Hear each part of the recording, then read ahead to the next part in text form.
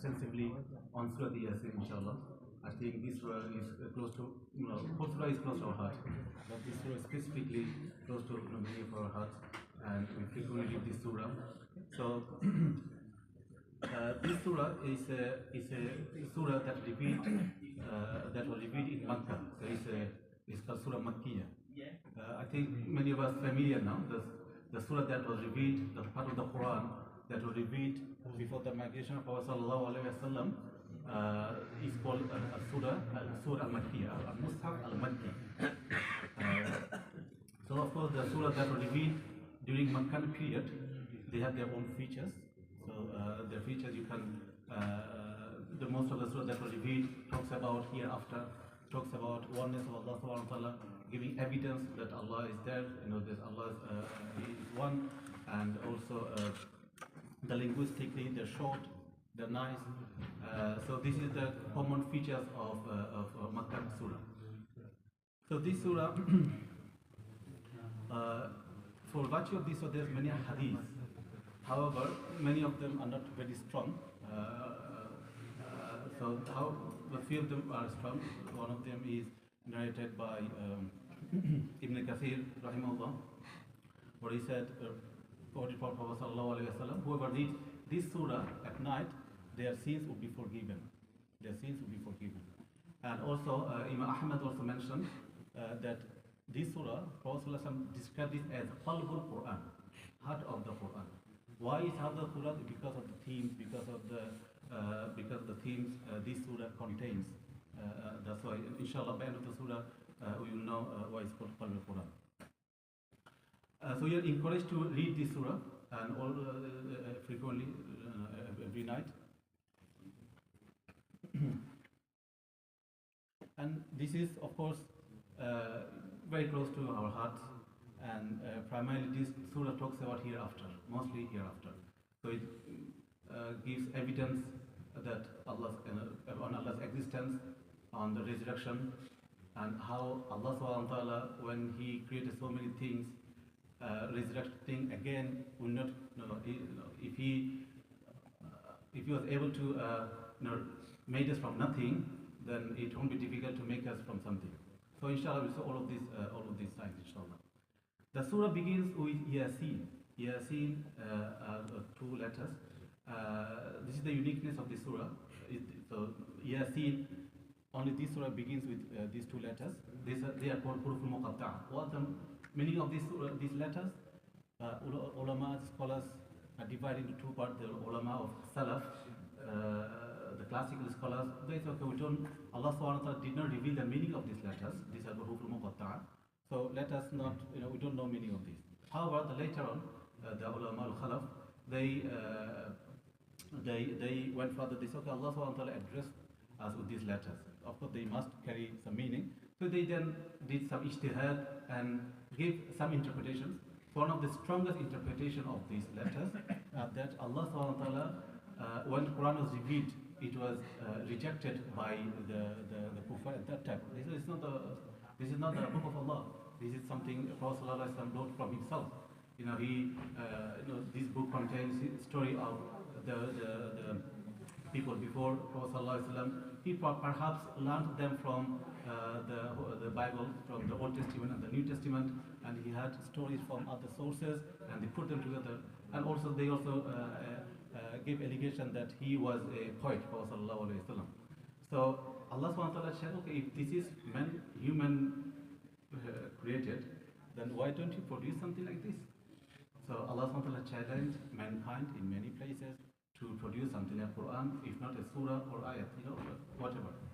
So the Quran was revealed to people who this Quran was revealed at that time, Prophet ﷺ time. They reached the peak, highest level in Arabic literature. They are the best people in Arabic literature. So Allah SWT reminding the look, Yasin, this Quran is made out of these letters. Ya, Sin, Alif, Lam, Ra, Ba. You know all of these letters. You are familiar with this. If you're saying that the Quran can be produced so easily, produced from that state, then your argument would be proved. If you can't, then they have to accept that this is from Allah Subhanahu wa Taala. So that's why most of the surah that begins with these letters, they should talk about Quran Kareem. Alif Lam Mim Dhalikal Kitab, Alif Lam Ra Tilka Ayatul Kitab, the Yasin wal Quran Hakim. So most of the surah, so perhaps this is indication that the scholars who said one of the meanings, Allah was challenging them, challenging with these letters, challenging the whoever reject Quran, whoever say that Quran is something made by Prophet Sallallahu Alaihi Wasallam. This is a challenge for them. They knew the sentence construction. They know how to construct sentence. They knew all of this. Why they were unable to produce something like Quran Karim? Of course, this is another scholarly discussion. Very first one to discuss about this in book Abdul Qadir Jurjani in his book Dalail Ajaz Asrarul Bayan. So this is another topic. So these letters are there. Could be one of the interpretation. Again, these are interpretations. These are tafsir interpretations. So Allah did not reveal meaning of this, but this is the closer understanding. This is some understanding of some of the scholars that Allah through these letters Allah actually challenging them, reminding them. It's open challenge. Take the challenge. If you take the challenge and if you can produce something like you don't have to produce like whole Quran like ayah. If you can produce something like ayah, then your argument is become valid. What did they do? They did not take this challenge. Instead, what they preferred going to battles. Badr, all of this happened. If they just produced this something, if it's that easy, they could have just been one ayat. That's all. They could refute the whole message. But they knew what this is. They knew it is beyond human capacity, and they surrendered their head. And but again, because of the arrogance, they didn't accept that this is Allah's book. They still continue arguing. So this will give us lots of argument, present their arguments, and then inshallah refute those arguments.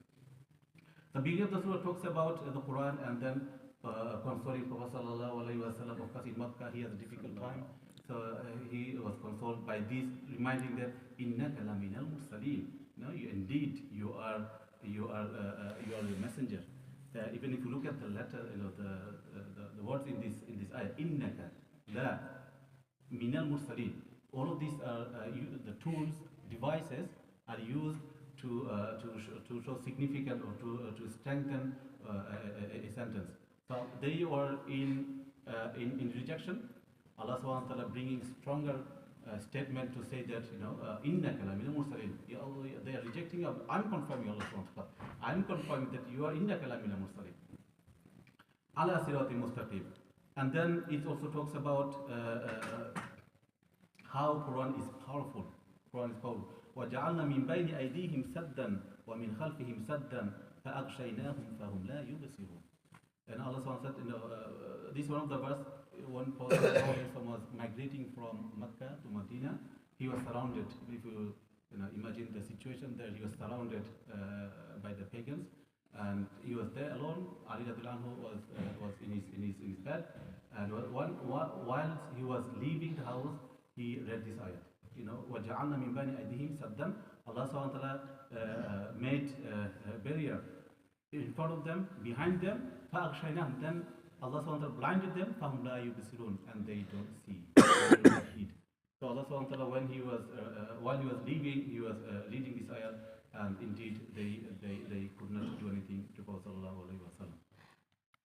Then the surah moves on to talks about how Allah subhanahu wa ta'ala will revive the dead. So inna nahnu nuhyi al-mauta wa naktubu, verse 12. Inna nahnu nuhyi al-mauta wa naktubu ma qaddamu wa atharahum wa kulla shay'in ahsaynahu fi imamin mubin. So what Allah, inna nahnu nuhyi al-mauta. Indeed, Allah says that we will revive the dead. wa naktubu ma qaddamu wa atharahum, and we will write whatever they forwarded and the steps. وَكُلَّ شَيْءٍ أَحْصَيْنَاهُ فِي إِمَامٍ مُبِينٍ. And whatever they did, everything will be recorded in Imam Mubin, in a clear book. In a clear book. The scholars, Mufassirin, mentioned one incident related to this. There's a tribe called Banu Salama. They used to be further away from Prophet Sallallahu Alaihi Wasallam in Medina. So they then wanted to come to live. They sell everything wherever they lived, and they want to live near Prophet Sallallahu Alaihi Wasallam to see him more. Then this ayat was mentioned to them that وَقَدَّمُوا وَنَكْتُوا مَا قَدَّمُوا وَأَثَرَهُم. So whatever every step they take from from their places to Prophet Sallallahu Alaihi Wasallam, all this will be recorded and they will be rewarded for all of this. So this is a lesson for us. Every steps we make in good deed to benefit the mankind, to benefit the society, for Allah Subhanahu wa Taala's sake. Sometimes there's argument happen, misunderstanding with two friends. If you take steps, somewhat, rather than sitting back and watching, if you take a proactive approach, and make steps to reconcile between them, you'll be rewarded for those things, for those actions. Then the surah goes on to talk about qissa, story. In fact, in the Quran, almost more than one third of the Quran is stories. Why Allah Subhanahu wa Taala mentions so many stories in the Quran? So that we take heed, take lessons. People who read history, it is said that history repeats itself in different names and different forms. But it's the same. The battle between the haqq and batil, as it existed during Adam alayhi salam and Iblis, it was to Iblis and Adam, and that continued after him, Pharaoh, Musa, Namrud, Ibrahim alayhi. The same battles, same things. So it's just different names, different forms. But the battle of good and evil and good is all of this. Allah Subhanahu wa Taala reminding us again and again with these stories. That's why it is very important for us Muslims to read history. I think this is one of the weak part of the Muslims. We don't read history and we do not take lesson. If you read the history from Prophet Sallallahu Alaihi Wasallam, just recent history, Prophet Sallallahu Alaihi Wasallam, time Khulafa Rashidin, the Abbasids period, and the Umayyad before them, and Uthman, and see how Muslims nations rose to the high and why they fall down. The reasons are exactly the same. When we analyze those reasons, exactly the same. In fact, there's a book written by Abu Hassan Ali al-Nadawi called ماذا خسر العالم بانحطاط المسلمين. So he historically proved, why the Muslims becomes weak, in these days. So the story that Allah Subhanahu wa Taala mentioned in the surah, story of two messengers, and they were supported, they were strengthened by a third person. إذ أرسلنا إليهم اثنين فكذبوهما فعززنا بثالث فقالوا إنا إليكم مرسلون. And then Allah Subhanahu wa Taala sent two messengers, so they were rejected, they were falsified. فعززنا بثالث. Then them two were strengthened by the third person, and they told the people that they were the messenger, and they were inviting them to the good. These three people, historically, they said this incident took place. The messenger being sent to the Qaria, took place in a place Antioch. Classically, it's called Antioch, but today's time is in Turkey. It's called Antakya. In Arabic, it's Antakya. So this incident took place there. So they were inviting people to believe in Allah Subhanahu wa Taala, in oneness of Allah Subhanahu wa Taala. Then they were ridiculed. They were rejected. Then another person from amongst them, وجاء من أقصى المدينة رجل يسعى قال يا قوم اتبعوا المرسلين. And a person from far away within the city came to Bashir. قال يا قوم اتبعوا المرسلين. And he was advising on behalf. So he was amongst them. He believed in Allah Subhanahu wa Taala already. He believed the message. So اتبعوا المرسلين. We believe this. اتبعوا من لا يسألكم أجرا وهم مهتدون. These messengers, they are not asking you for any reward. They are not asking you for your wealth. They are not asking for anything. They are just asking you to believe in Allah Subhanahu wa Taala. They give you argument to believe in Allah Subhanahu wa Taala. So they are not asking for, and they are guided.